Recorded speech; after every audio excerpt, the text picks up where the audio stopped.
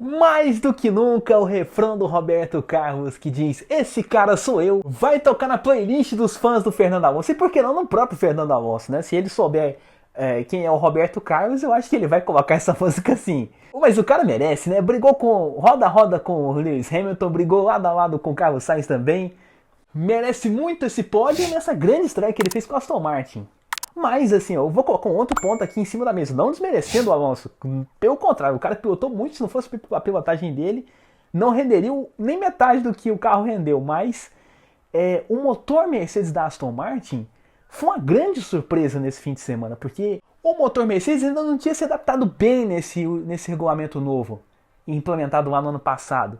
E a gente viu uma realidade completamente contrária. Tanto que o Lance Stroll, com a mão machucada, chegou a alinhar na 8ª posição. Então, assim, o que esse carro rendeu foi uma brincadeira. E segue muito o que o Ricardo Arcuri, nosso engenheiro, falou lá no podcast da semana passada, que falou que a Mariana Becker disse que a Fórmula 1 não está tendo aquela evolução que teve no ano passado, mas está trabalhando na evolução do projeto. E realmente a evolução do projeto fez valer no carro da Aston Martin, como no carro da Mercedes também. Os 4 carros, assim, contando os 2 da Aston Martin com os 2 da Mercedes, fizeram ali a sequência de 5º a 8º no grid de largada. E tomando só meio segundo, 0,6 na verdade do pole, que foi o Max Verstappen. E na corrida isso foi completamente diferente. O Alonso teve motor para brigar ali pelas posições, inclusive com o motor Ferrari, que era um motor fortíssimo, que a gente estava cogitando, né, que fosse um motor fortíssimo para brigar no ano inteiro. E ele conseguiu brigar assim muito bem naquela disputa com o Carlos Sainz. O Carlos Sainz até defendendo um pouquinho da linha de dentro e ele partindo mesmo pela retinha que vem antes do setor final da pista. E na luta contra o Hamilton ainda mais, porque os dois brigaram realmente ali com a faca nos dentes. Então assim, o Alonso teve velocidade naqueles S para responder à altura o motor do Hamilton. Isso aí a gente comemora o bom trabalho da Mercedes, que conseguiu oferecer um bom trabalho para as duas equipes. Não fez distinção para uma ou para outra. Hamilton foi bem, terminando na 4ª posição. Alonso foi bem, terminando em 3º. E uma surpresa discreta foi o Stroll. Depois que ele tocou no Alonso, ele ficou quietinho ali, não se envolveu em mais nada. Então, assim, no final de tudo, para quem esperava que o Stroll ia fazer um monte de barbeiragem, não fez, só fez aquela. O pessoal fala, mas o Alonso também dá uma mal posicionada. O Alonso só olha pra frente, gente. O Alonso brigando ali com o Hamilton na largada ali. O foco dele não era olhar pra trás. Pra mim, o foco dele era olhar pra frente. Então, assim, não era pra... Se for culpar o Alonso naquele acidente, eu não culparia.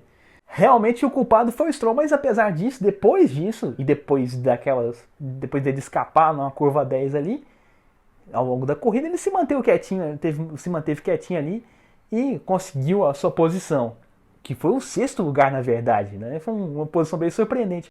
Até porque ele aguentou tudo isso com a mão machucada, então assim, corre até com o que o Felipe Drogovic falou no pré-corrida da Band. Era uma corrida, falou que essa é uma corrida longa de 57 voltas.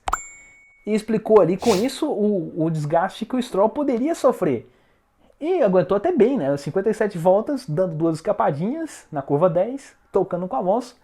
E chegando na 6ª posição até, vamos dar um saldo positivo depois de tudo isso.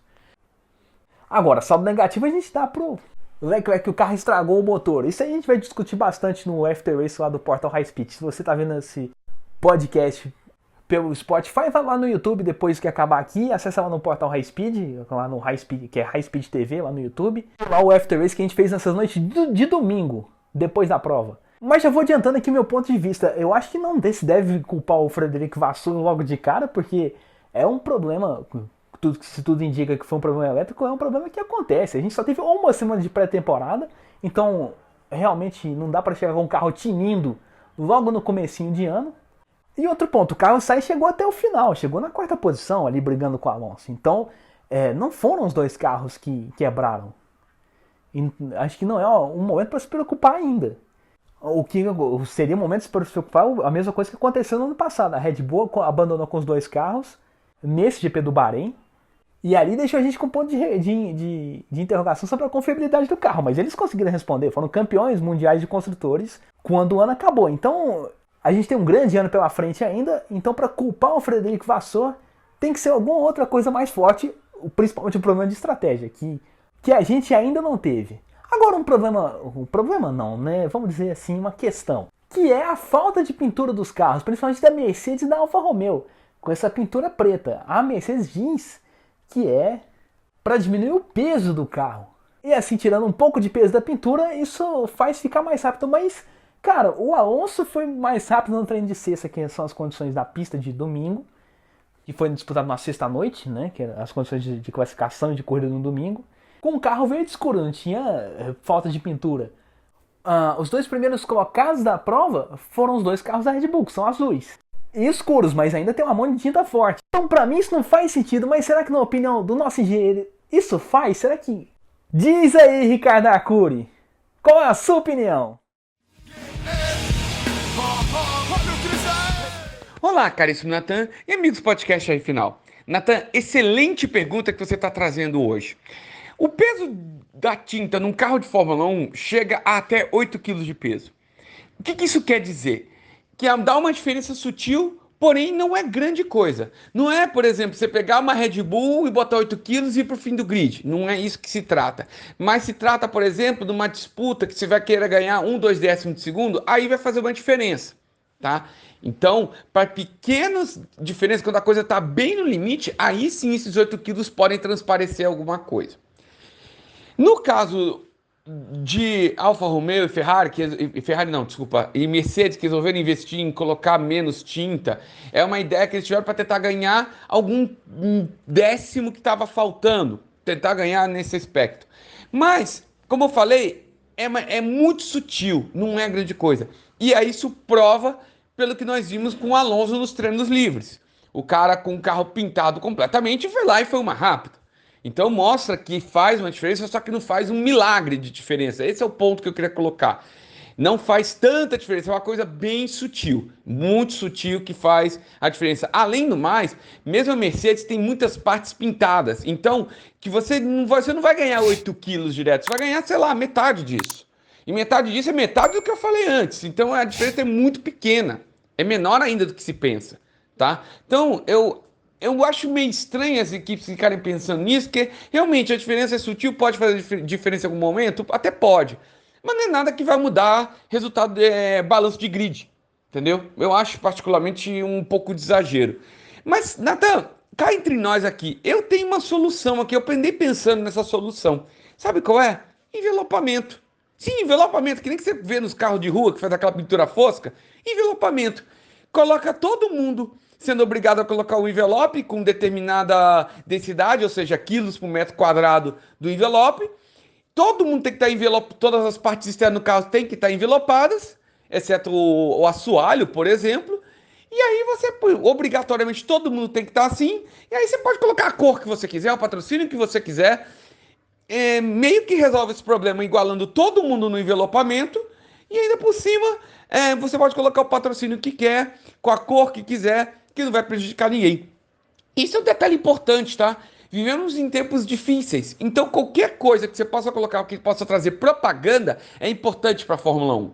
E aí começa a fazer negócio de cortar tinta, vai atrapalhar o quê? A propaganda que paga a brincadeira toda, né? Eu acho que isso devia ser pensado pela FIA para ontem, para que isso não se torne um grande problema no futuro, que se eles deixarem pode ser uma pequena bola de neve que no futuro vai ficar enorme, né? É isso aí, Natan. Um grande abraço, uma boa semana a todos. Pô, o Arcuri foi bem em cima, cara, assim, dessa questão de propaganda, porque não custa lembrar que a atual dona da Fórmula 1 é um grupo americano, é a Liberty Media, e qualquer grupo americano gosta de propaganda, gosta de promover o esporte. Basta ver as pinturas dos carros da NASCAR. Cada equipe quer expor seu patrocinador ao máximo. Aquele carro da McDonald's, icônico lá agora do Bubba Wallace, mas 20 anos atrás era do Bill Elliott. Quem jogava NASCAR no PlayStation 1 lembra daquele carro. Quanto que era fácil de você identificar de longe para ver a propaganda do McDonald's. O carro do Tony Stewart, laranja, da Home Depot, a loja de materiais para casa. Você via de longe assim o patrocinador laranja e preto. A pintura do carro laranja sobressaindo assim, o patrocinador aparecendo bastante também ali ao longo do carro. Tinha um carro muito legal também que era da Best Buy. Para quem já foi para os Estados Unidos sabe que a Best Buy é uma loja gigante de eletrônicos. Era um carro azul e amarelo escrito Best Buy no carro, assim, no capô. Então, isso vai meio que na contramão do que os americanos querem, principalmente com 3 corridas nos Estados Unidos, isso se torna um agravante, né? Você não tem marcas sendo promovidas no maior campeonato de automobilismo do mundo. Isso atrapalha realmente os negócios da Fórmula 1 e atrapalha realmente a visão do público. Eu confundi uma Aston Martin com a Mercedes por causa da pintura. A Aston Martin não tem a mão tinta preta forte, mas é um verde escuro que confundiu com o preto e verde da Mercedes. Naquela largada de cima, não na largada mesmo, naquela parte de cima daquela câmera de cima do helicóptero, não dava pra saber quem é quem. Você viu as duas Ferraris vermelhas e as duas Red Bulls azuis, e ali atrás viu um monte de carros quase iguais. O verde escuro da Aston Martin era muito parecido com o preto da Mercedes, com o preto e o verde da Mercedes. E aí realmente fica muito confusa. A Aston Martin, pelo que eu sei, não seguiu esse exemplo. O Arcuri falou, a Aston Martin andou mais rápido por causa dessa coisa da pintura. Eu não acho. A Aston Martin deu a mão de tinta mais forte no carro, não é verde não é um verde degradê, né? É um verde escuro, mas não chega a ser um verde imperceptível. Então são duas propostas diferentes, mas falando em questão de pintura aqui, o que bagunçou mesmo foi, de novo, vários carros iguais ali. Uma parte escura, mais ou menos igual que a gente falou lá em 2021, quando eu fiz um podcast sobre a pré-temporada, falando das pinturas daquele ano. Se você não acessou, acessa aí pra ver. Partindo aqui pro final do nosso programa, vamos falando da conclusão, né?